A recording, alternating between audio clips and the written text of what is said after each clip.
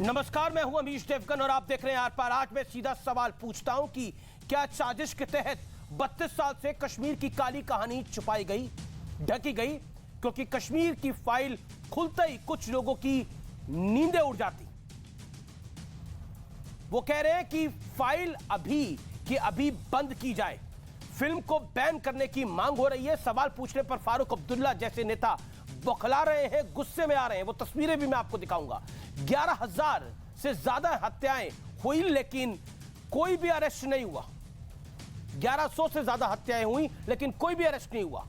22,000 घर जला दिए गए, कोई कुछ नहीं बोला। सैकड़ों महिलाओं से रेप हुआ और एक एफआईआर तक दर्ज नहीं हुई।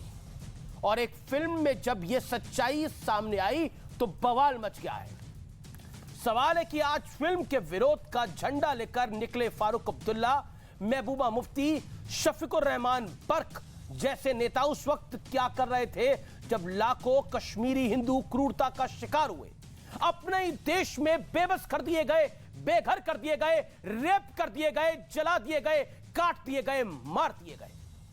इसी पर होगी आज देश की सबसे बड़ी बहस, कश्मीरी हिंदुओं के दर्द पर नमक क्यों?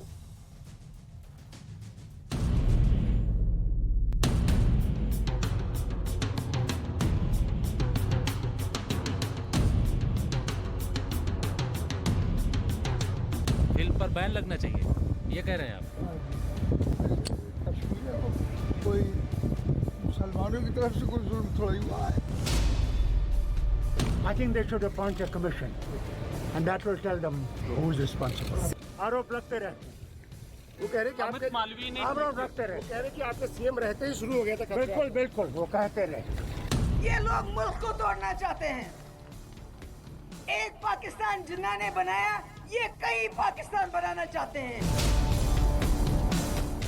आखिर एक फिल्म में दिखाए सच पर इतनी बौखलाहट क्यों है? कहीं बैन की मांग, कोई सवाल पूछने पर भड़क रहा है।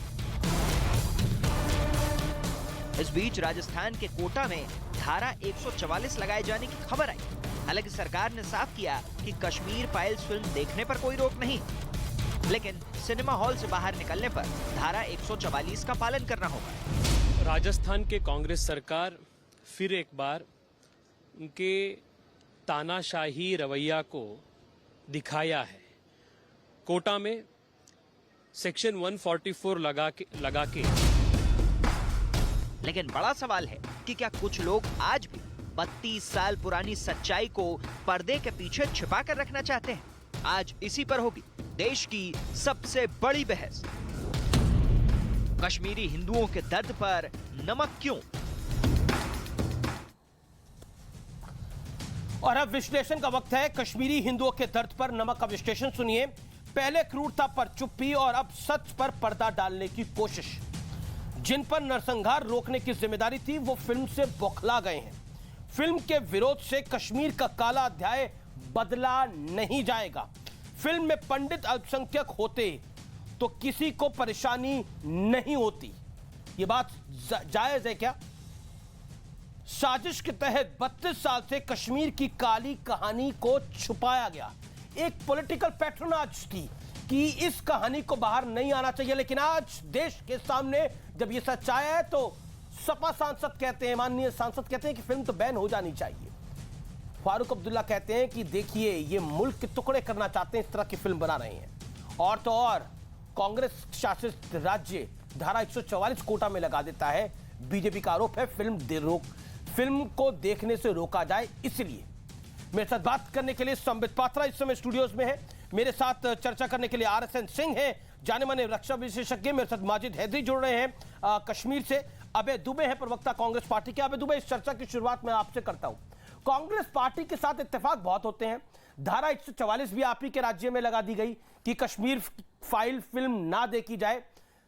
सालासर में गेट था प्रभु राम के नाम का, माता सीता के नाम का, राम दरबार के नाम का, वो गेट भी तोड़ दिया गया। पता लगा वहां पे भी गलती हो गई। ये गलती हो रही है या इस गलती को जानबूझ के किया जा रहा है? अमीश देवगन जी, मैं तो पूरे देश से यह आग्रह करता हूं कि कश्मीर फाइल्स देखें ताकि भारतीय जनता पार्टी का पाप उससे उजागर होगा। किस प्रकार कश्मीरी पंडितों का नरसंहार हुआ जब केंद्र में वीपी सिंह की सरकार और 85 सांसदों वाली भारतीय जनता पार्टी की सरकार उनको समर्थन दे रही थी और जगमोहन जी को गवर्नर बनाकर भारतीय जनता पार्टी ने भेजा, जबकि वहां पर गवर्नर केवी कृष्ण राव जो पूर्व थल सेना अध्यक्ष थे, जो जाने माने थल सेना अध्यक्ष थे, जो जम्मू में जिनकी 26 जनवरी के झंडा वंदन के दौरान जिनके डायस के पास बम फटा फिर भी वो नहीं ठहरे और कार्यक्रम पूरा संचालित किया और अंततः मई के महीने में जगमोहन को 19 जनवरी को वहां अपॉइंट किया और परिस्थितियां इतनी खराब हुई कि मई के महीने में उनको वहां से हटाना पड़ा और बाद में सक्सेना जी के बाद फिर केवी कृष्ण राव जी को लेकर आया गया। दूसरी बात, आपने राजस्थान का आप 1990 से निकल के जरा 2022 में आइए, ये 140 धारा लगाकर फिल्म क्यों रोकना चाह रहे हैं आप लोग? 144 धारा लगाकर फिल्म क्यों रोकना चाह रहे हैं? अगर ऐसा होता तो पूरे राजस्थान में हम 144 धारा लगाते ताकि के सामने, और ये जो राम द्वार है ये नितिन गडकरी जी ने तोड़ा है। मेरा बहुत जिम्मेदारी के साथ आरोप है। नेशनल हाईवे का प्रोजेक्ट है वो, और नेशनल हाईवे का ये आप अपनी विधानसभा में देखिए स्पीकर ने क्या क्या है। अबे दुबे थोड़ी तैयारी के साथ आया करिए। जिस राम दरबार की बात कर रहे हैं आपकी उस विधानसभा के स्पीकर सीपी जोशी ने क्या कहा है उसको सुनिए और फिर बोलिए। उसको सुनिए और फिर बोलिए। पीडब्ल्यूडी किसके अंडर आती है ये राजस्थान सरकार को भी पता है और आपको भी पता होना चाहिए। वो एनएचआई के अंडर नहीं आती। पीडब्ल्यूडी ने उस राम दरबार को तोड़ा है। नेशनल और उस इंजीनियर ने हाईवे का प्रोजेक्ट है अमीश और रिकॉर्ड है जी। सब कुछ और रिकॉर्ड है। जैसे 1990 का सब कुछ रिकॉर्ड पे आ रहा है, ये 2022 में जो राम दरबार तोड़ा गया है ये भी रिकॉर्ड पे है। सुनिए अरे मोदी जी ने 800 मंदिर तोड़े थे गुजरात में। क्या बात करते हैं सड़कों के लिए? किस भ्रम में पड़े जब मुख्यमंत्री थे? मेरे पास प्रमाण है, छोड़िए उस बात को। तो फिर ये बोलिए ना, मैं प्रामाणिक रूप से ये बोलिए ना कि मोदी जी ने मंदिर तोड़े थे, हम इसीलिए हमने राम दरबार तोड़ा, ये बोलिए। तो एनएचआई को बीच में लेके आते। अब आप सही बात पर आए ना। नेशनल हाईवे का प्रोजेक्ट है, फिर कह रहा हूं प्रमाण के साथ हमने ट्वीट किया है, पत्रों के साथ ट्वीट किया है। राजस्थान प्रदेश कांग्रेस ने उस ट्वीट को देख लीजिए और नेशनल हाईवे का लेटर उसमें लगा हुआ है। संबित पात्रा, अब आपका जवाब। संबित पात्रा, कांग्रेस कह रही है कि ये फिल्म देखनी चाहिए, ये फिल्म देखनी चाहिए बीजेपी के पापों का पता लग सके। संबित पात्रा, देखिए अमीश भाई, मुझे लगता है इतने गंभीर विषय पे और इतने संवेदनशील विषय पे कांग्रेस क्या कह रही है उसका जवाब देने की आवश्यकता नहीं है। कांग्रेस को जनता जनार्दन जवाब दे रही है। अभी भी राज्यों के चुनाव में कांग्रेस को जवाब दिया है जनता ने, और इसी प्रकार के तुष्टीकरण की नीति के कारण दिया है। इनसेंसिटिविटी जो वो कश्मीर पंडितों के लिए और हिंदुओं के लिए अमूमन रखते हैं उसके लिए दिया है। 32 वर्षों के बाद आज मैं विवेक अग्निहोत्री जी को धन्यवाद दूंगा कि एक मूवी के माध्यम से, मैं ऐसे एक मूवी नहीं मानता हूं, मैं मानता हूं ये एक इतिहास का वो टुकड़ा है, वो तथ्य है जिसको कई वर्षों तक कई ताकतों ने दबा के रखने की चेष्टा की, मगर अंततोगत्वा एक मास मीडिया के माध्यम से आज वो घर घर तक पहुंच रहा है। ये दर्दनाक कहानी, देखिए 2 पहलू हैं इस कहानी के। ये जो पूरी की पूरी घटनाएं हुई है, वारदात हुई है, 2 पहलू है। एक टेक्निकल पहलू है कि 2 दिन पहले फारूक अब्दुल्ला चले जाते हैं रिजाइन करके, वो लंदन चले जाते हैं गोल्फ खेलने के लिए। 19 तारीख को जिस दिन मैक्सिमम एक्सोडस हुआ उस दिन जगमोहन गवर्नर बन के आते हैं। वो 22 तारीख को अंततोगत्वा पहुंचते हैं श्रीनगर। ये सब टेक्निकल पहलू है, सरकार किसकी थी, कौन सपोर्ट कर रहा है। दूसरा पहलू है और जो बहुत महत्वपूर्ण है वो इस्लामिस्ट जिहाद का है।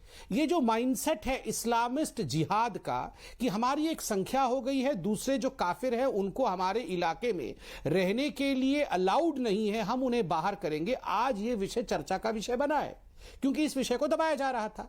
ये कोई पहला एक्सोडस नहीं है। 1990 में 90 में जो पहली बार एक्सोडस हुआ, ये कोई पहला एक्सोडस नहीं है।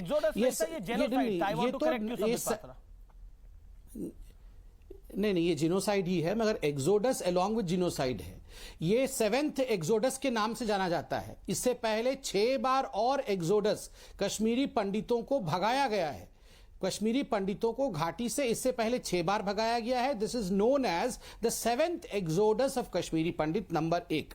नंबर 2, और सबसे बड़ी बात, ये जो जीनोसाइड हुआ है, कत्लेआम हुआ है, 1100 से अधिक कश्मीरियों का, लगभग 4.5-5 लाख कश्मीरी को भगा दिया गया है, मस्जिदों से कॉल दिया गया है। ये कोई हंसने और मुस्कुराने का विषय नहीं है। मस्जिदों से कहा गया है कि रालेव जालेव गालिब।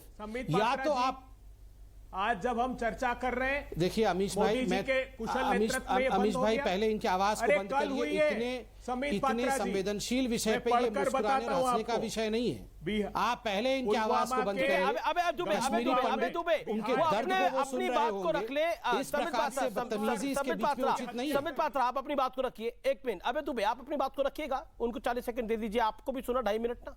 ओके समित पात्रा जी जी। नहीं, देखिए अमीश जी, मैं हाथ जोड़ के एक निवेदन करता हूं, करोड़ों लोग इस डिबेट को देख रहे होंगे, बहुत संवेदनशील विषय है ये। तू मैं करना, दूसरों के विषय में मुस्कुराना, ये जो कांग्रेस के प्रवक्ता मुस्कुरा रहे हैं, मैं उनसे कहूंगा मुस्कुराइए भी मत, बहुत ही संवेदनशील विषय है। और ये आज खत्म हो गया क्या? नहीं, इस्लामिस्ट जिहाद आज भी खत्म नहीं हुआ है। आप लोगों ने उसे पनाह दिया, आप लोगों ने उसे जन्म दिया, आप लोगों ने उसे आगे बढ़ाया, और ये जिहाद आज भी खत्म नहीं हुआ है। Thanks to you all. ये मस्जिदों से जो कॉल दिया गया, रालेव जालिव गालिव, मतलब या तो आप कन्वर्ट हो जाइए, या तो आप मर जाइए, या तो आप यहां घाटी छोड़कर चले जाइए। केवल ये 3 ऑप्शन थे। Option number 1 convert, option number 2 भागिए, ऑप्शन नंबर 3 मर जाइए, डाई। कोई 4th ऑप्शन नहीं था। आप सोचिए ये क्या ऑप्शंस थे, और ये ऑप्शंस कहां से छोड़े जाते थे? ये ऑप्शंस बोले जाते थे आपके माइक के ऊपर मस्जिदों से, कहीं और से नहीं, मस्जिदों से। सबसे बड़ा न्यूज़पेपर उस समय जम्मू कश्मीर में होता था अल सफा, घाटी का सबसे मुख्य अखबार अल सफा। अल सफा के एडिटर इन चीफ और मालिक कौन थे आप जानते हैं? सैफुद्दीन सोज, जो कांग्रेस के सबसे बड़े नेता, जिन्होंने अभी किताब लिखी है, और किताब में लिखा है कि आज अगर प्लेबिसाइट होगा तो जम्मू कश्मीर और हम जो कांग्रेस के नेता हैं, सैफुद्दीन सोज, हम भी इंडिया में रहना नहीं चाहते हैं, हम इंडिया से अलग होना चाहते हैं। उनका अखबार अल सफा ने कहा, अल सफा हिंदू हो दफा, हिंदू दफा हो जाए यहां से, क्योंकि हिंदू काफिर है, हिंदू यहां रह नहीं सकता है। ये जो माइंडसेट है कि हिंदू हो दफा, इसमें कोई डिबेट की आवश्यकता नहीं है। शिंडलर लिस्ट आपने मूवी बनाई, शिंडलर लिस्ट में यहूदियों के ऊपर किस प्रकार से कंसंट्रेशन कैंप में उनके ऊपर अत्याचार हुआ, इसमें विश्व में कहीं डिबेट नहीं हुआ। ठीक है, मगर हिंदुस्तान में कश्मीरी पंडितों के ऊपर ये जो सोनिया गांधी के प्रवक्ता हैं, ये डिबेट चाहते हैं, ये सवाल उठाते हैं कश्मीरी पंडितों के ऊपर जो अत्याचार हुआ। पर केरल कांग्रेस है आप लोगों के ऊपर। केरल कांग्रेस तो कह रही थी कि सिर्फ हिंदुओं का दर्द क्यों दिखाया जा रहा है, वहां तो मुसलमान भी मारे गए हैं, वहां तो मुसलमान हिंदुओं से ज्यादा मारे गए हैं। क्या आपको लगता नहीं है इस जेनोसाइड को कवर अप करने की निरंतर कोशिश हुई? अबे दुबे, सालदर सर, प्लीज इस विषय पर रहिए। अमीश देव, अपमान मत करिए जी, मैं बहुत जिम्मेदारी से कहता हूं, ये जो मगरमच्छी आंसू बहा रहे हैं संबित पात्रा जी, दुर्दांत आतंकवादी था सैफुल्ला, कश्मीरी पंडितों का हत्यारा, उसको टिकट दिया भारतीय जनता पार्टी ने। देश के लोगों गौर से सुनो, ये नरेंद्र मोदी जी प्रधानमंत्री थे तब, अभी के स्थानीय निकाय चुनाव में मसर्रत आलम का प्रिवेंटिव डिटेंशन ऑर्डर एसपी ने जारी किया, उसको मोदी जी ने 7 मार्च 2015 को नकार कर जेल से छोड़ दिया। सारे प्रतिपक्षी कहते रहे कि वहां स्थितियां खराब हो जाएगी। आंसिया अंद्राबी, उस जैसी आतंकवादी को ये बेटी बचाओ बेटी पढ़ाओ का ब्रांड एम्बेसडर इन्होंने बना करके रखा। हुर्रियत कॉन्फ्रेंस को आज ये आतंकी बताते हैं, इन्होंने कॉमन मिनिमम प्रोग्राम में उनको स्टेक होल्डर बनाया। और सिर्फ एक ही बात नहीं है, देश के लोगों गौर से सुनो, अमीश देवगन जी का शो जो देश भर में सुनते हैं, सबसे पहला भारतीय जनता पार्टी की 2003 में सरकार थी, इस कश्मीर फाइल्स में उसको 1990 का घटनाक्रम बताया है। नहीं, नदी मार्ग में रात को उस गांव में पूरे के पूरे गांव को 2003 में अटल जी की सरकार थी, एक के बाद एक गोली से उड़ा दिया, 4 माह की बच्ची से लेकर 80 साल की बूढ़ी मात को। 20 मार्च 2000 सिंहपोरा में 36 सिखों का नरसंहार किया जब अटल बिहारी वाजपेयी जी की सरकार थी। क्वासिम नगर 2002 अटल जी की सरकार थी, 29 हिंदुओं का नरसंहार कर दिया गया। 2004 पहलगाम में अमरनाथ पर हमला किया, 30 लोगों को जानकारी तत्काल प्रभाव से दीजिए। अबे दुबे, ये अपने केरला यूनिट को तत्काल प्रभाव से जानकारी दीजिए कि वहां पर कश्मीर के अंदर छत्तीसगढ़ में सिख भी मारे गए थे और हिंदुओं का भी नरसंहार हुआ था, ये दीजिए। वो कहते हैं कि वहां पे मुसलमान मारे गए, बिल्कुल, और सिर्फ हिंदुओं का दर्द दिखाना गलत है। कांग्रेस केरला ने यह ट्वीट किया और सैफुद्दीन मैं बहुत सोच जो कांग्रेस के बड़े नेता है वो कहते हैं कि कश्मीर तो पाकिस्तान का हिस्सा है, आजाद है। माफ करिए, कश्मीर तो आजाद है। किससे आजाद है? कश्मीर किससे आजाद है? यही आजादी के नारे लगाने वाले कन्हैया कुमार को आपने पार्टी में ले लिया। इसी आजादी के नारे लगाने वाले कन्हैया कुमार को पार्टी में लिया आप लोगों ने, और बड़े बड़े पत्ते बिठा रहे हो आप कन्हैया कुमार को। कन्हैया कुमार के सहारे जो कहता है हमें चाहिए आजादी, हर कीमत पर आजादी में लगाना चाहता जो ना कन्हैया कुमार जो आजादी के नारे लगाता है उसको आपने पार्टी में लिया। अंत में आकर ये सबका जवाब देना पड़ेगा, केरल से लेकर कन्हैया कुमार तक। भारतीय जनता पार्टी के केंद्रीय मंत्री जितेंद्र सिंह जी ने एक इंटरव्यू दिया। जितेंद्र सिंह जी ने बहुत गंभीर आरोप लगाया। उन्होंने कहा कि कश्मीर में ये परिस्थितियां पैदा हुई जब मुफ्ती मोहम्मद सईद की लड़की रुबैया को आतंकवादियों ने अपहरित किया और उसको छुड़ाने का जो षड्यंत्र हुआ, मैं प्रमाण के साथ कहता हूं, उस समय फारूक अब्दुल्ला ने इस बात का विरोध किया था कि उन आतंकियों को छोड़ा नहीं जाना चाहिए। भारतीय जनता पार्टी के जगमोहन जी ने और भाजपा ने, सुनिए, बहुत गंभीर आरोप है। आरिफ मोहम्मद खान और इंद्र कुमार गुजराल को भेजा गया, और जब स्वर्गीय राजीव गांधी को यह कहा गया कि आप इंटरवीन करिए कश्मीर के अंदर, तब तक फारूक अब्दुल्ला, आपको लगता है ये एक दिन के अंदर पूरा जेनोसाइड हो गया? ये 10 साल से प्लानिंग चल रही थी। जगमोहन चिट्ठियों पे चिट्ठियां लिख रहे थे स्वर्गीय राजीव गांधी को। राजीव गांधी ने बोला मैं कैसे बोलूंगा फारूक को, वो मेरा दोस्त है, फारूक के मामले में मैं इंटरफेयर नहीं कर सकता। सफेद झूठ नहीं, ये सच है, ये सफेद सच है।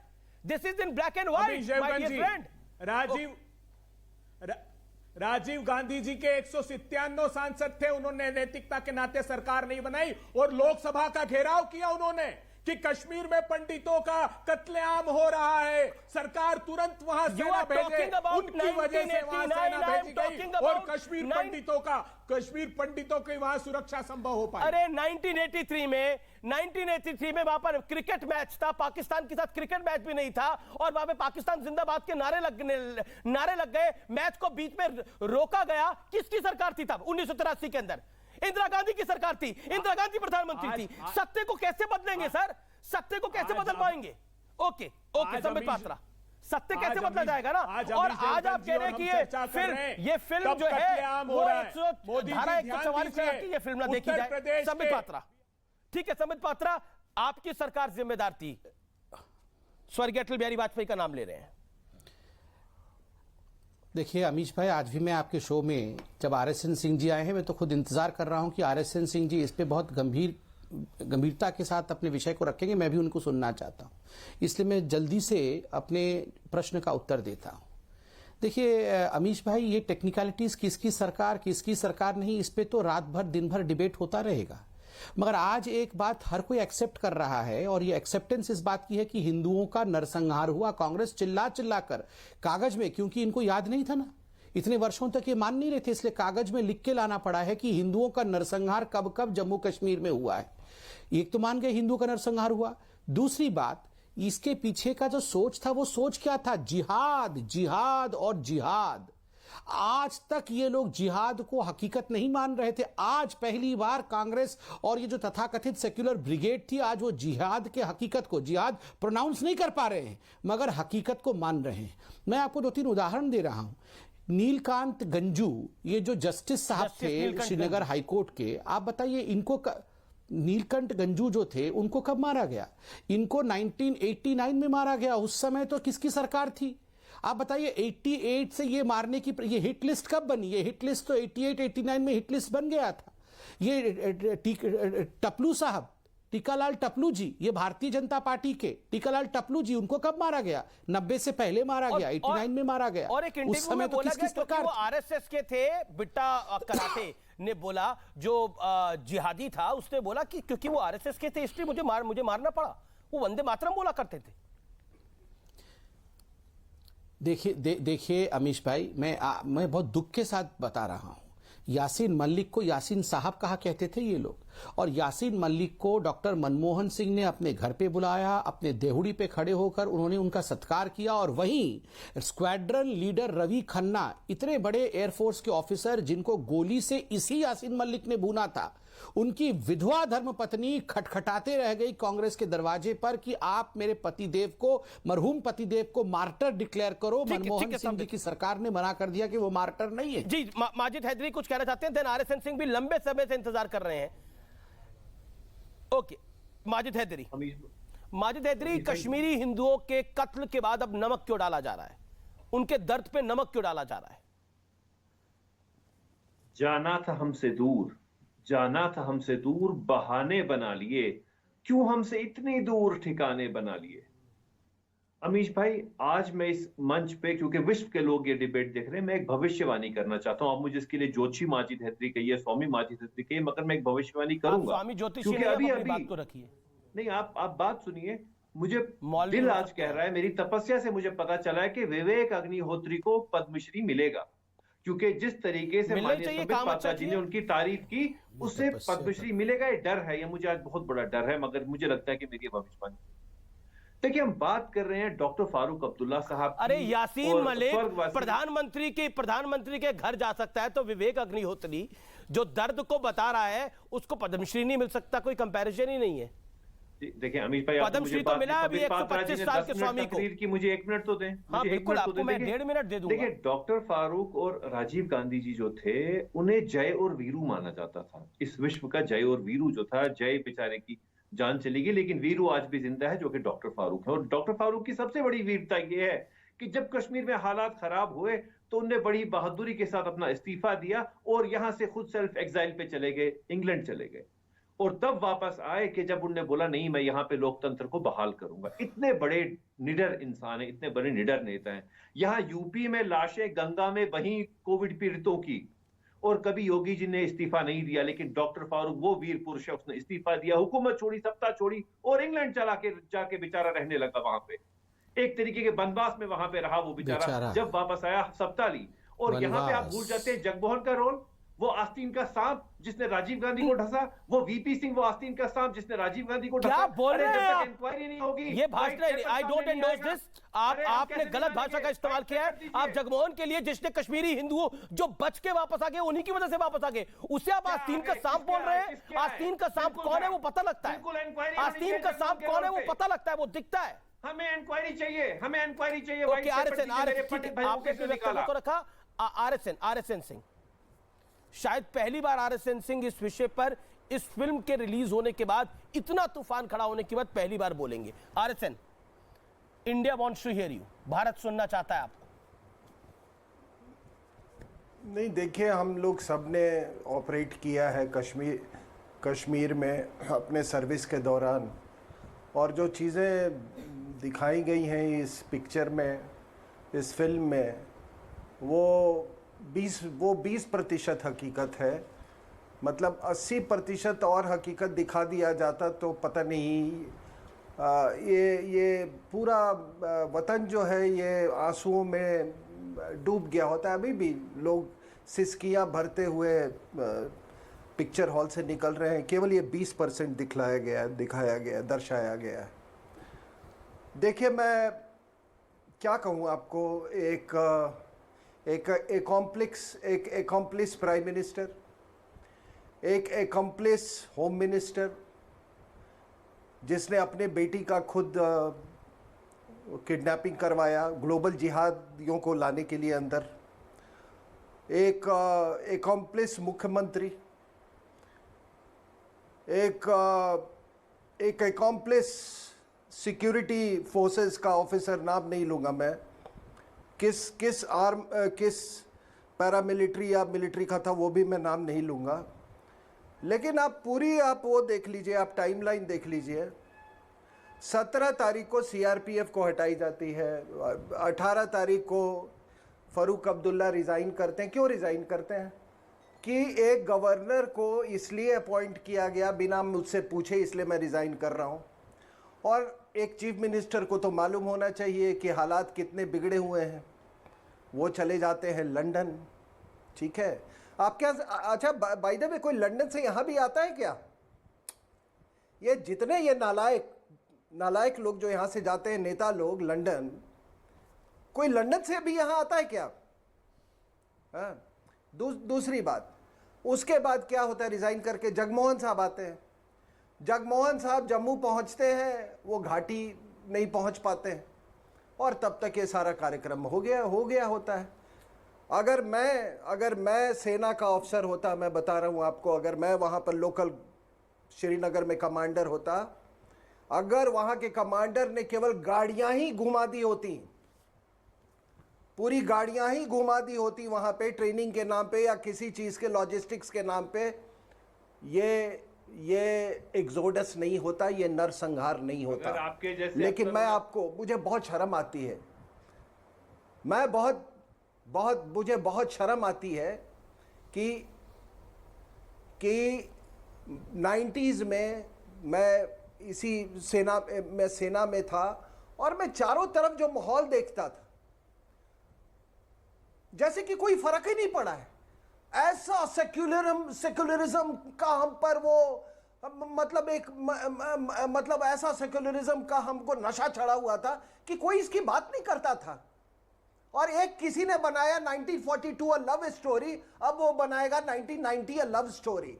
और एक और बात मैं कह रहा हूं साहब, आप कह रहे हैं कि इस पे इंक्वायरी करनी चाहिए। अरे इंक्वायरी तो 1338 से होनी चाहिए कि जब 222 किलो जनेऊ, जब इतने कश्मीरी हिंदू मारे थे कि 222 किलो जनेऊ, मर्तन टेम्पल 15th सेंचुरी में आज भी अमिश जी वहां पे मर्तन टेम्पल खड़ा है। 2 साल उसको तोड़ने की कोशिश की थी बुद्ध शिकन ने, और वहां पर आप गाने बनाते हैं, तेरे बिना जिंदगी से कोई शिकवा तो नहीं। वहां पे तुम गाने बनाते हो उस मंदिर में, उस भव्य मंदिर को जिसको बुद्ध शिकन ने तोड़ा था, कि तेरे बिना जिंदगी से कोई शिकवा तो नहीं। लानत है ऐसी उर्दू को, लानत है ऐसी गाने को। और मैं इंतजार कर रहा हूं कि नालायक जो इस फिल्म को क्रिटिसाइज किया है, ये कब बनाता है? 1990 कश्मीर लव स्टोरी। आप कह रहे हो इंक्वायरी होनी चाहिए, और ये फितरत 1400 साल से इंक्वायरी तो होनी चाहिए, दूध का दूध, पानी का पानी, किसका इंक्वायरी होनी चाहिए? और इनकी गलती क्या है? पंडित भाई इनकी गलती क्या है कि हम तो मुसलमान बन गए, हम तो मुसलमान बन गए। राघो राम कौल का परपोता, राघो राम कौल का छोड़िए, टिकलाल टिप्पू छोड़िए, रात गई बात गई, भूल जाइए सब पुराना बात। क्या कह रहे हैं आप? नहीं बने, तुम क्यों नहीं बने? और अरे मैं कह रहा हूँ पुराना भूल जाइए ना, रात गई बात गई, भूल जाइए, हम भी भूल गए बहुत कुछ। माजिद हैदरी, हम भी भूल गए। आई ऑब्जेक्ट, माजिद हैदरी, हर हिंदुस्तानी इस बात को ऑब्जेक्ट करता है कि रात गई। एक सेकंड, नहीं, गलत बोला गया है। नहीं, इस डिबेट को मैं रोक रहा हूं यहाँ पर, बहुत गलत बोला गया है। नहीं, बहुत गलत बोला गया है। माजिद हैदरी, आपने क्यों बोला रात गई बात गई? टपलू को भूल जाइए, गंजू को भूल जाइए, जो वहां पे कश्मीरी पंडितों के साथ हुआ, भूल जाइए गिरजा टिक्कू को। इनको भूलने की बात करते हो। रात गई बात गई, खरोच थी क्या?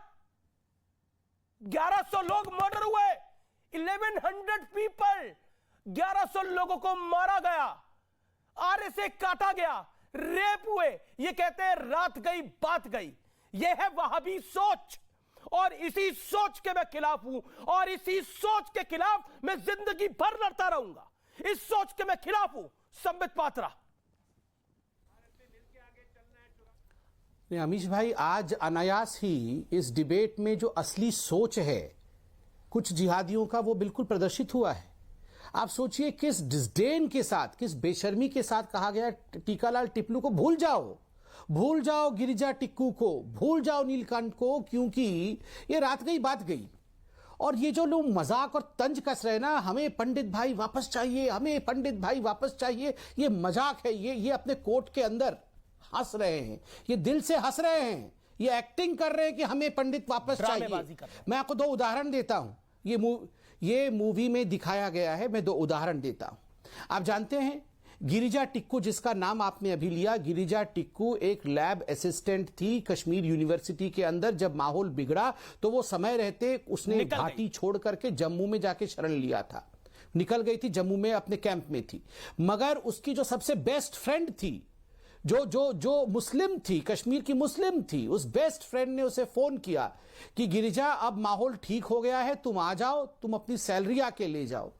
गिरिजा बेचारी अपने बेस्ट फ्रेंड के ऊपर जान छिड़कती थी। अपने बेस्ट फ्रेंड के कहने पर वो कश्मीरी मुसलमान बेस्ट फ्रेंड के घर जाती है और उस घर में अपने बेस्ट फ्रेंड ने मिलिटेंट्स को छुपा के रखा था कि जब गिरिजा आएगी तो अगवा करके ले जाना। गिरिजा को अगवा करके वहां से लिया गया, उसके साथ बलात्कार हुआ और उनको आड़ी से 100 से 2 भागों में उनके बॉडी को काटा गया और उनके बॉडी को रोड के साइड में डंप किया गया, जिसको मूवी में दिखाया गया है। माजिद हैदरी पुष्कर जी की बहू के रूप में दिखाया गया है। जी। आप बताइए किस पे विश्वास करें। और दूसरा मैं एक और एग्जांपल देना चाहता हूं, एक और एग्जांपल देके माजिद भाई इसका उत्तर दें। माजिद भाई, बीके गंजू एक इंजीनियर थे। बीके गंजू के घर के बाहर जब आतंकवादी उनको मारने आए तो उनकी पत्नी ने कहा, भाई जल्दी छुप जाओ, आप जल्दी छुप जाओ, जहां चावल रखा हुआ है उस कनस्तर के अंदर छुप जाओ। बीके गंजू अपनी जान के लिए उस कनस्तर में छुप जाते हैं और उनका जो सबसे अच्छा मित्र होता है, जो उनका पड़ोसी होता है, वो कश्मीरी मुसलमान दिखाता है कि देखो इस कनस्तर के पीछे पत्नी ने छुपाया है गंजू को, और आतंकवादी आते हैं और उसे मार देते हैं। किस पे विश्वास करें? आपको कश्मीरी पंडित चाहिए, कल पंडित आएंगे तो ये माजिद हैदरी ही बताएगा इसे मारो। देखिए अमीश भाई, जो कुछ संबित जी ने कहा अगर वो सच होता तो मेरा सर जो है वो शर्म से झुकता। नहीं, मैं आपको बता रहा हूं क्यों मैंने कहा। देखिए 2 चीजें हैं पंडित भाइयों के मुतालिक। एक तो ये कि मेरे पंडित भाइयों की जो ये अमीश भाई, ये सच नहीं है, इसके पीछे हाथ गिरिजा टिक्कू सच नहीं है, बीके गंजू सच नहीं है। अमीश भाई नहीं, अमीश भाई उन्होंने कहा ये सच नहीं है। मैं इस पे आपत्ति करता हूं। नहीं, बिल्कुल नहीं, बात बिल्कुल नहीं करना है बात। आपने कहा कि ये सच नहीं है, किसने कहा ये सच नहीं है? ये सच है। बीके गंजू टेलीकॉम इंजीनियर थे और जगमोहन का फोन बग ना हो, गवर्नर का फोन बग ना हो, वो उसके लिए मुस्तैद थे, इसलिए उन्हें मारा गया। जानना चाहते हैं और उसके बाद उनके बारे में उनके दोस्त को मैंने क्या चावल के कनस्तर के अंदर मारा गया। यस, और उनकी पत्नी को बीके गंजू के खून से लसा हुआ चावल खिलाया गया। माजिद हैदरी का जवाब ले लेते। और बीके गंजू की धर्मपत्नी को बीके गंजू के खून से लसा हुआ चावल खिलाया गया। ये सब हकीकत है, ये मत कहिए कि ये झूठ है। माफी मांगे जो आपने कहा ये सब झूठ है, ये सब अक्षरशः सत्य है। गिरिजा टिक्कू सत्य है। मेरे पंडित भाइयों की जो पीड़ा है ना वो सत्य है। पंडित भाइयों की ट्रेजेडी सत्य है, उनकी हत्याएं सत्य है, उनका दर्द सत्य है। आप क्या बता रहे हैं संबित जी? मैं आपसे ज्यादा अपने पंडित भाइयों को जानता हूं, लेकिन मैं 3 चीजें कहना चाहता हूं इस पे। पहली चीज ये कि इस सब के पीछे हाथ किसका था? क्या किसी दुश्मन मुल्क का था, किसी इस्लामिस्ट फोर्स का था, या कि जगमोहन का था? इसका फैसला इंक्वायरी करेगी, व्हाइट पेपर करेगा, पहली बात। दूसरी चीज, जगमोहन का बजाय कि 32 वर्षों बिल्कुल अमीश भाई आप इस प्रकार की बातों का जगमोहन का हाथ पंडित भाइयों को निकाला। हम तो कहते हैं कि जगमोहन आरएसएस का आदमी था, इसी तो हम इसे आस्तीन का साम कहते हैं। मारा किसने, निकाला किसने, ये 2 अलग अलग प्रश्न हैं। से क्या बोला जा रहा था? मैं उत्तर देता हूं। अच्छा, मस्जिदें जगमोहन को फॉलो कर रही थी, मस्जिदें वहां की जगमोहन को फॉलो कर रही थी, मस्जिदों से क्या नारे लग रहे थे? देखिए जगमोहन जी तो चले गए, लेकिन कश्मीर में अगर रहना होगा तो अल्लाह ऊपर कहना होगा, तेरा मेरा रिश्ता क्या, ला इलाहा इल्लल्लाह। कश्मीर हमें चाहिए हिंदू औरतों के साथ और मर्दों के बिना। ये नारे लगे थे। लाउड स्पीकर कौन चला रहा था? कौन फैसला करेगा? हाँ, कौन चला रहा था मस्जिद के अंदर? ओके ओके ओके, फैसला नहीं करेंगे।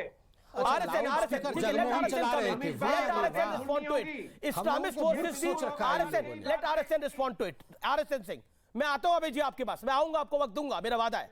आरएसएन, इन्होंने एक बात कही कि इनकी बहुत पीड़ा है कश्मीरी हिंदुओं के लिए, तो शायद कश्मीरियत के लिए भी इनका दिल धड़कता होगा, कश्मीरी भाषा के लिए भी इनका दिल धड़कता होगा। आज इनसे पूछ लीजिए कि कश्मीर में कहीं पे भी, हिंदुस्तान में क्या कश्मीरी भाषा पढ़ाई होती है? क्यों? उर्दू कहाँ से ले आए ये उर्दू? किस जगह पे ये पैदा हुई थी ये भाषा जिसको आप उर्दू बोलते हो? क्या हो गई कश्मीरियत को? आप तो कह रहे थे कि कश्मीरी कश्मीरी संस्कृति के नाम पर कश्मीरियत आपसे छीन ली गई। आपका दिल नहीं धड़कता है। आप उर्दू इसलिए पढ़ रहे हैं क्योंकि पाकिस्तान के पंजाबी उर्दू लोगों पे थोपे हुए हैं, इसीलिए आप पाकिस्तान, आपको जमहूरियत से प्रेम नहीं है। वरना 7% एरिया, 1990 के अंदर पॉपुलेशन 93। इस समय पॉइंट ये कि 1990 के अंदर ये जब मस्जिदों से आवाज निकल रही थी, वो कह रहे थे कौन निकाल रहा था ये आवाजें, कहां से आ रही थी, क्यों आ रही थी? क्या इसके पीछे इस्लामिस्ट फोर्सेस ये नहीं सारे आपके बिहार और यूपी नहीं, ये सारे बिहार और यूपी के मुल्ले थे वहां पे। ये मस्जिदों में आज भी ये सारे बिहार और उत्तर प्रदेश के नालायक मुल्ले जिन्होंने इंडिया का पार्टीशन करवाया, उन्हीं के ये शिष्य हैं ये लोग। ये क्या बात करते हैं? और ये भी बता दूं आपको, शर्म आती है इन्होंने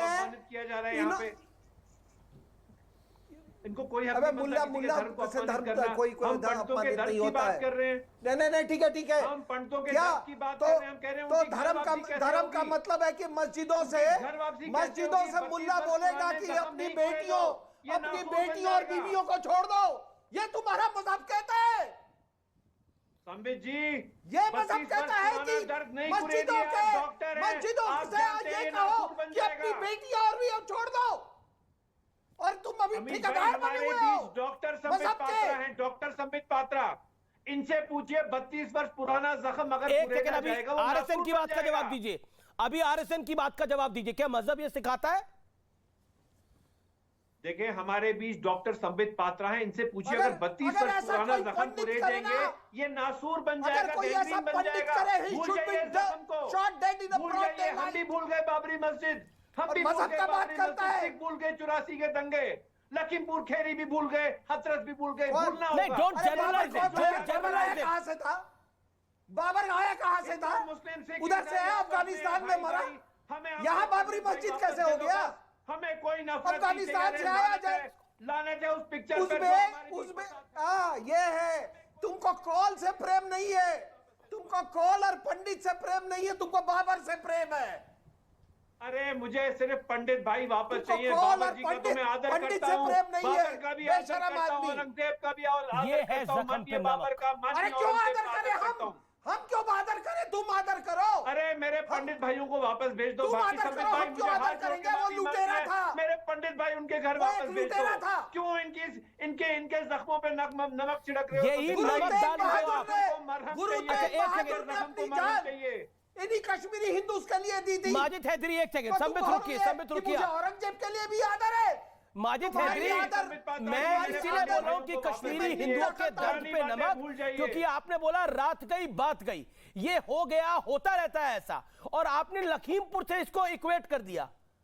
नरसंहार था, ये जेनोसाइड था। इस जेनोसाइड को आपको लगता है रात गई बात होगी, बात वाली बात होगी?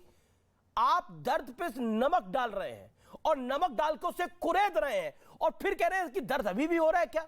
हमें बड़ा दर्द है। ऐसा मरहम किसी को नहीं चाहिए होता, और आपके मरहम की आवश्यकता नहीं है। अमीश भाई, आपके मरहम की आवश्यकता नहीं है। संबित, एक सेकंड संबित, अबे दुबे भी कुछ कहना चाहते हैं। अबे दुबे, कांग्रेस पार्टी कश्मीरी हिंदुओं के नरसंहार को, कांग्रेस पार्टी के नेता कई कह चुके हैं कि देखिए फिल्म ठीक है, फिल्म होगी, लेकिन यह ध्यान भटकाने की कोशिश है। किस चीज से ध्यान भटकाने की कोशिश है? इस नरसंहार को अगर फिल्म इस पर बनाई गई है तो इसको लेकर कांग्रेस पार्टी क्यों इतनी टेंशन में है, अगर सब कुछ बीजेपी ने कराया हुआ है बीजेपी का? तो नहीं, मैं तो कहता हूं अग्निहोत्री साहब को बहुत अच्छी पिक्चर बनाई और 200-250 तो करिए टैक्स फ्री। तो फिर आप ही के राज्यों ने टैक्स फ्री नहीं किए, कश्मीरी, फिर आपने तो बोले, फिर आप ही के राज्यों ने टैक्स फ्री नहीं किए। क्यों नहीं करी राजस्थान ने टैक्स फ्री? क्यों नहीं करी छत्तीसगढ़ ने टैक्स फ्री? मैं आपके शो में इस बात का वादा करता हूं, एक वादा अग्निहोत्री जी से करा दीजिए कि वो 200-250 करोड़ रुपए कश्मीरी पंडितों में बांट दे। कांग्रेस के सारे कांग्रेस शासित राज्य उसको टैक्स फ्री कर देंगे। दूसरी बड़ी बात मैं बताता हूं, बीके गंजू, गिरजा, टिक्कू, रवि खन्ना, ये जहां भी बर्बरता पूर्वक हत्या हुई, 25 जनवरी से लेकर मार्च अप्रैल तक भारतीय जनता पार्टी की साझा सरकार थी। मैं इसलिए कह रहा हूं कि मोदी सरकार ने अभी बताया, इन्होंने कहा हमने वेबसाइट एक निकाली है कि जो भी कश्मीरी पंडितों की संपत्तियां होगी आप रजिस्टर कीजिए, हम आपको वापिस कर देंगे। 8 साल में, और 8 साल के पहले की अभी फरवरी 2022 में इन्होंने सूचित किया लोकसभा में कि सिर्फ 610 मकानों को आइडेंटिफाई किया है। इनसे पूछा कि जब आर्टिकल 370 खत्म हुआ तो आप कह रहे थे 4 साल हो गए कि वहां पर हजारों लोग अपनी संपत्ति खरीद लेंगे, तो मोदी सरकार ने बताया एक पीस ऑफ लैंड भी कश्मीर घाटी में, एक सिंगल टुकड़ा भी किसी के द्वारा नहीं खरीदा गया। मोदी जी सच्चाई बताइए। कांग्रेस पार्टी ने 6000 में से 5442 घर बनाए। अच्छा, सच्चाई क्योंकि आप सच बोल रहे हैं। अबे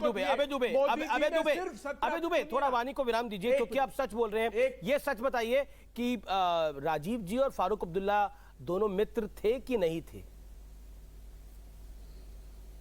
यासीन मलिक प्रधानमंत्री मनमोहन सिंह के साथ थे कि नहीं थे, जिन्होंने कश्मीरी हिंदुओं का जेनोसाइड किया? वो मनमोहन सिंह के साथ थे कि नहीं थे? ये सच है कि झूठ है? ये सच है कि सबसे पहले अटल बिहारी वाजपेयी जी ने इन सब लोगों को अधिकृत रूप से, इसमें यासीन मलिक है कि नहीं है? और 2000 यासीन मलिक था कि नहीं था? यासीन मलिक था अटल जी के साथ कि था? क्योंकि मैं तब रिपोर्टर था। यासीन मलिक अगर अटल जी के साथ था तो आप जो बोले मैं हारूं अभी यहां पर। यासीन मलिक था अटल जी के साथ? यासीन मलिक अटल बिहारी वाजपेयी के साथ था कि नहीं था? वो साझा सरकार थी, सबको पता है क्या? अरे पूरी हुर्रियत, यासीन मलिक था क्या अटल बिहारी वाजपेयी के साथ? मैं कहता हूँ वो तस्वीर दिखाए कांग्रेस पार्टी।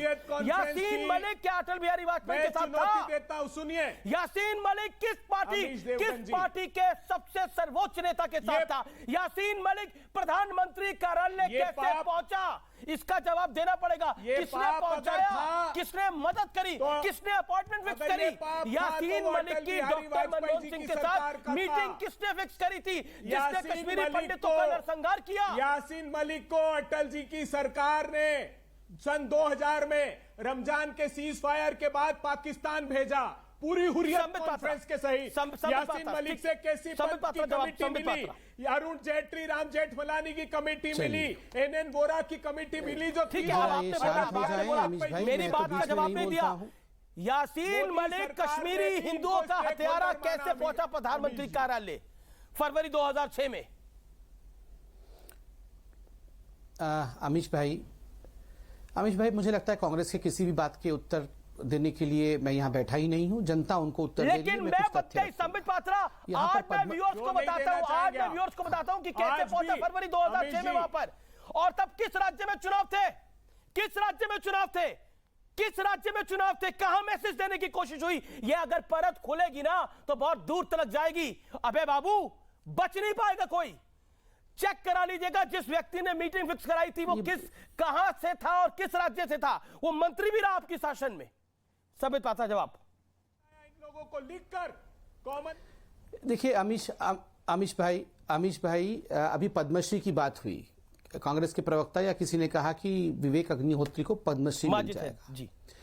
आयरॉनिकली आप याद करिए, एक ऐसे पत्रकार को पद्मश्री दिया गया उस समय जिस पत्रकार ने एक नैरेटिव को फैलाया, और वो नैरेटिव था ये 2% जो कश्मीरी हिंदू हैं, कश्मीरी पंडित है, इन्होंने सारे प्रोफेशन को और सारे सरकारी नौकरी को हथिया रखा था। इसलिए गुस्से से इनके ऊपर जो हुआ मुसलमानों ने किया, क्योंकि मुसलमान बेचारे थे, मुसलमान गरीब थे, और ये जो कश्मीरी पंडित थे इन्होंने उनकी नौकरी छीन ली थी। इस कारण से ये जीनोसाइड हुआ। उस पत्रकार को वही पत्रकार है जिसने बुरहान वानी को बेचारे हेडमास्टर के बेटे के रूप में भी प्रस्तुत करने की कोशिश की थी। आप सोचिए जरा, ये किन लोगों को पद्मश्री देते थे? और कश्मीरी पंडित 15% सरकारी नौकरी पर काबिज थे कश्मीर में। क्यों? क्योंकि वो सर्वाधिक पढ़े लिखे थे। आज भी आप जो भी 45 साल के ऊपर का कश्मीरी मुसलमान है उससे पूछिए कि उसका टीचर कौन था, तो 50% उनके टीचर कश्मीरी हिंदू ही होंगे, क्योंकि उन्होंने पैसा किसी और में इन्वेस्ट नहीं किया था, उन्होंने अपने एजुकेशन में इन्वेस्ट किया था, क्योंकि उनको पता था कि एजुकेटेड होंगे तभी हम आगे बढ़ेंगे। कश्मीरी पंडित महिलाएं भी बहुत एजुकेटेड थी, वो टीचर थी, और उस पे इस पत्रकार ने कहा इनको तो मरना वाजिब है क्योंकि इन्होंने तो सब नौकरी ले लिया था। ठीक है, उनको पद्मश्री मिलता था। जवाब। दूसरा विषय जी जी, एक पहले अबे दुबे इसका जवाब देते, फिर संबित पात्रा आगे का विषय रखेगा। अबे दुबे जवाब। अमेश जी, इनसे पूछिए ना कितने कश्मीरी पंडितों को इन्होंने नौकरियां दी वहां पर। हमने तो 3000 की घोषणा की थी और 2952 ये मोदी सरकार ने स्वीकारा। कितने आवास बनाकर दिए बताइए? हमने 5242 आवास बनाए, 5-5 लाख रुपए दिए। अभी इनकी पैनल ने बताया है कि जो इन्होंने घोषणा की थी उसके 17% सिर्फ मकान बनाए। इन्होंने 6000 की घोषणा की थी और 1024 मकान बनाए। अमिश भाई, अब मैं जवाब देना चाहूंगा। बिल्कुल संबित पात्रा 10 सेकंड में जवाब दीजिएगा। अबे दुबे एक तो वाणी को विराम दीजिए। Audio down. अबे जी, आप ही से सवाल पूछ रहा हूं, 20 सेकंड में छोटे से सवाल का जवाब दे दीजिए।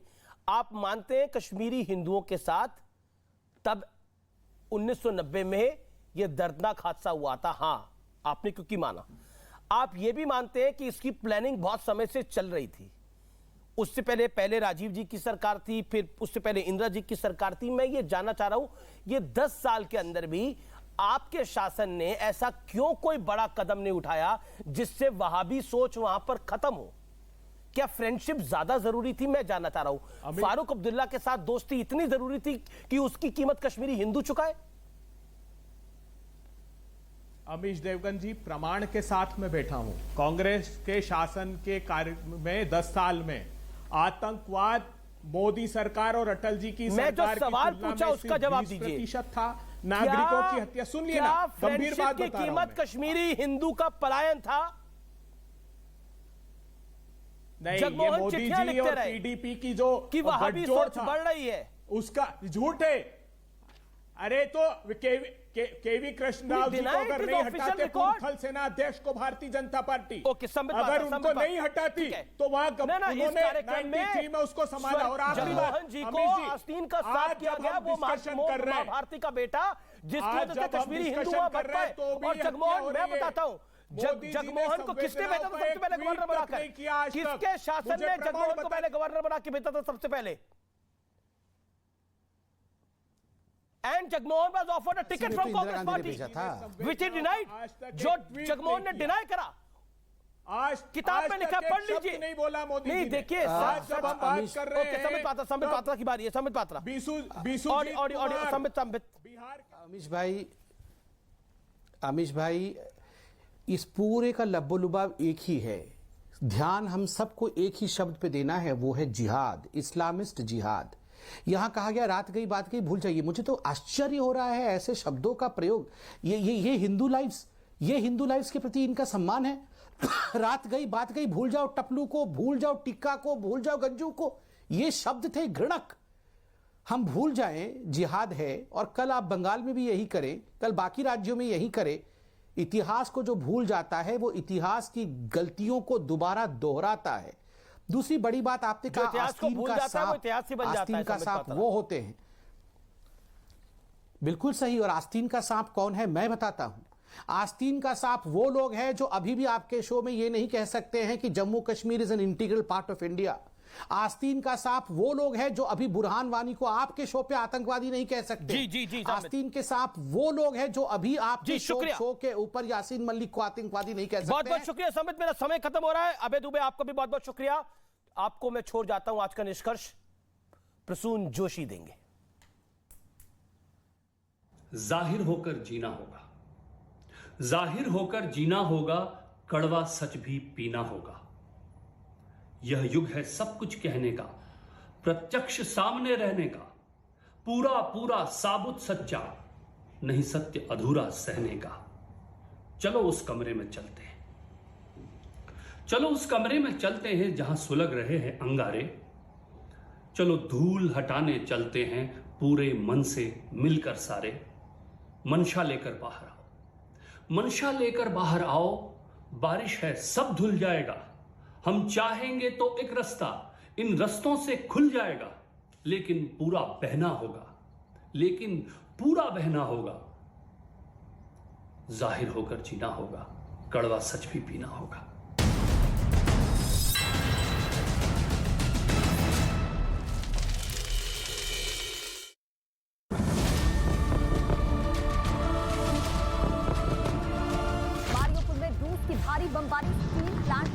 हमला पर लगातार गोलाबारी हो रही है। बातचीत का प्रस्ताव शर्तों के साथ। इसमें कई इमारतें धराशायी हो चुकी हैं। मारियोपोल में रूस ने वैक्यूम बम तक बरसाने शुरू कर दिए। जेलेंस्की कह रहे हैं कि सबसे पहले इस युद्ध को रोकना होगा। यूक्रेन के पलटवार ने पुतिन के होश फाख्ता कर दिए।